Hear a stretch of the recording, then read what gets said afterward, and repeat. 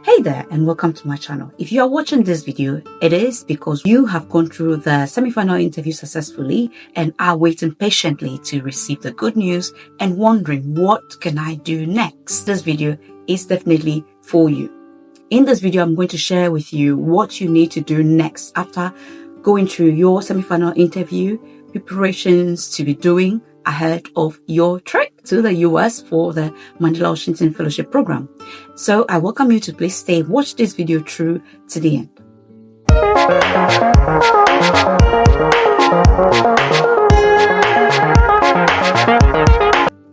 Alright guys, welcome back. Before I go on, my name is Rita Siang. If this is your first time seeing me, I share videos on living and working in the UK. I am also newly qualified teacher in the UK, so I share videos on teaching in the UK, all you need to know in order to apply for QTS or PGCE and QTS in the UK, and anything else you want to know about living and working in the UK.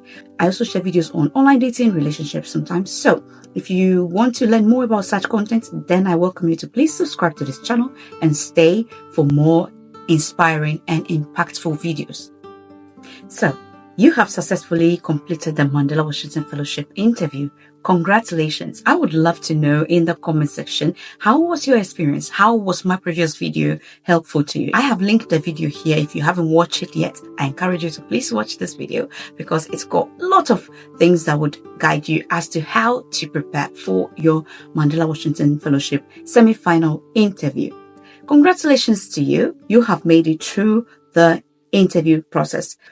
You are now waiting for your letter that finally tells you you have made it through and you are going to the final stage, which is going for the visa interview. The visa interview, honestly, is nothing at all. It's definitely just walking in there, giving your passport and just getting your visa. Semi-final is the main thing. Once you get through the semi-final, the visa process is as quick as this.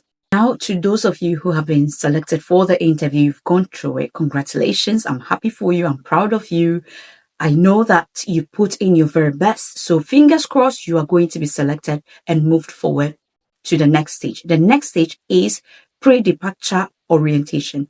Predeparture Orientation is simply an orientation that prepares you for what you are going to be facing, what you're going to be doing in the US. So everything you can think of, right, will be discussed there. The US Embassy in your home country will support you, will assist you in your application process of the visa, and they would also help in making all your travel arrangements. So you are not going to struggle at all, but you just have to be on top of your game, as in keeping notice of information that you need here and there. You also need to make sure you have all your travel documents at hand, readily at hand, because that one, they are not going to do anything about it. If your passport is expired, they cannot do anything about it. I remember the year I was applying and I was going to go, I had about only 6 months left on my passport before it expires. Unfortunately, I was going to stay in the US for about 4 months because I applied for the PDE and the Mandela Washington Fellowship. So I was going to spend 6 weeks in my host university and I was going to spend another 6 weeks doing my internship or placement in a US-based company. With that, it means I had about 3 months already. And after that 3 months, I intended to spend a few, days or maybe months in there because that visa could take you about 6 months visa that you are going to get, if I'm not mistaken, if my memory serves me right. So you do not want your passport to expire whilst you're still in the US. So if your passport needs renewal, renew it as quick as possible as you have to before the time is due. I'm sure your traveling is going to be somewhere in June if things are not changed, because our traveling was done in June. So if that's the case, you have from now, February, March, April, May, before June. You've got about 4 or 5 months to prepare and get your new passport before you travel. If you have very short time left on your passport for it to expire, my advice, apply for a new passport quickly, get it ready before the time is due so that you are not in any trouble. You do not want to miss such a priceless opportunity, so make yourself ready. The next thing you could do is to begin engaging with your host institution. Once you have received the email with the details of where you're going, which host institution you're going to, my advice is start reading about this institution. Go to their website, read about the courses they offer, programs that are offered there, the program you are going to go to, look at the previous ones that were done, alumni that were in that institution, connect with them, and find out how you can leverage opportunities out there for your own personal development and your organization's development as well. This will definitely help you hit the ground running as soon as you arrive in the US or in your host institution. You know your way around, you know exactly what to do. Next thing, plan your community impact strategy really, really well so that by the time you leave here, you have something concrete that you want to come back to do. So as you are there, you are looking for opportunities that would feed into that impact you want to make on your return. You are not just going there to just have fun. It's going to be fun. There are going to be a lot of fun opportunities. You're not just going to enjoy the fun and forget the impact that you're meant to make on your return. So as you go there, you're going to seek or go after opportunities, networks, organizations, companies, and people that you can work with. There would be resource persons coming to your universities to talk to you. You'll be having online teaching. You'll be having presentations and so many things. You are going to be networking with so many people, very renowned people in very prestigious positions that you could actually connect with, people who are in the same field as yourself. How do you take advantage of that? Start planning that now before you even go. Okay? On my return home, some of the networks that I made whilst in the US, I was able to get follow-up opportunities because of the networks that I had created whilst there. So I advise you, make sure you start planning that already. What kind of people do I need to meet? Who do I need to network with? What organizations do I need to connect with? What can I do whilst I'm there? How are these things going to impact my work on my return? Start planning those things now. Next thing I'll advise you to do is to start already networking with other fellows. The moment that you have been selected, the US Embassy will start publishing people who have been selected to go for this Mandela Washington Fellowship program on their website, on their Facebook pages.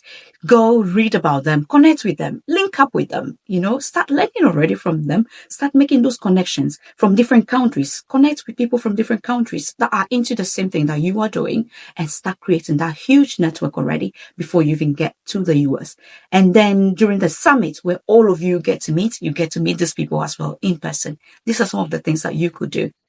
The last thing I want to add is take care of yourself whilst you are preparing in these difficult times, in these busy moments. I know for some of you, you are working full time. Some of you, you are self-employed. Some of you, you have employees you are working with. Some of you, you are working for other people. Some of you, your work is so busy and stressful.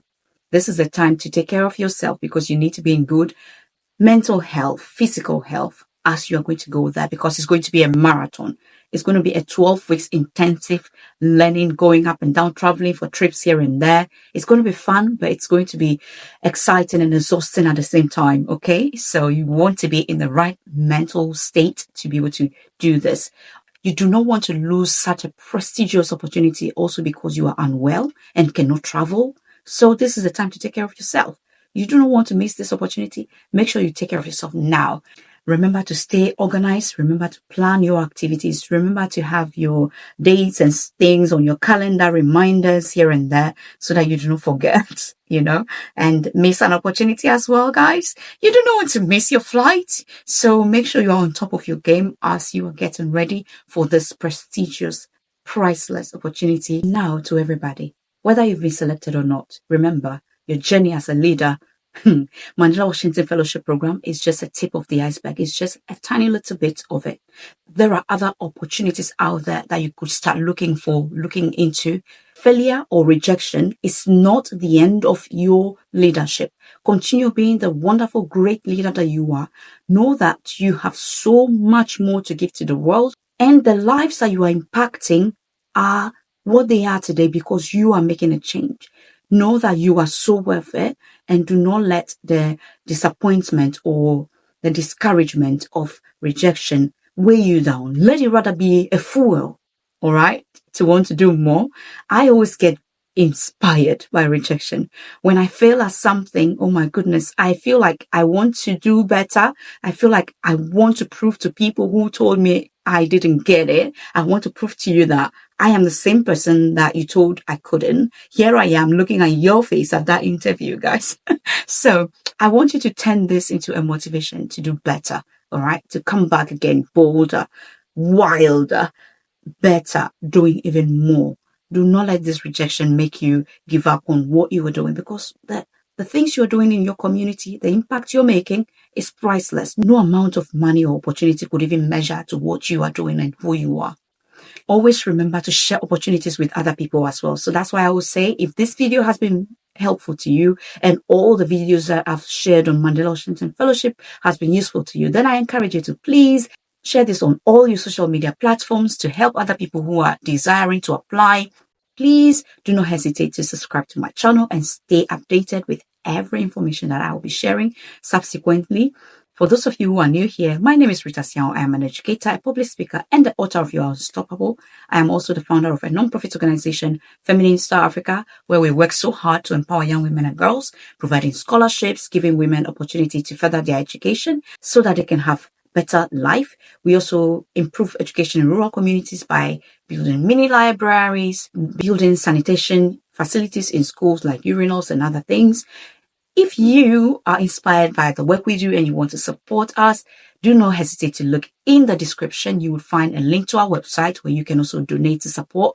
You can also find a link to global giving platform where we have put up some of our projects and raising funds to continue the building of this project. So I encourage you to please subscribe to this channel, read a little bit more about Feminine Star Africa, and support us as well wherever you can. And do not hesitate to please also leave some stars. That's also a way to support the work that I do. Follow me on Facebook and Instagram. Let's connect and get to do more. Thank you for watching, and I'll see you in my next video.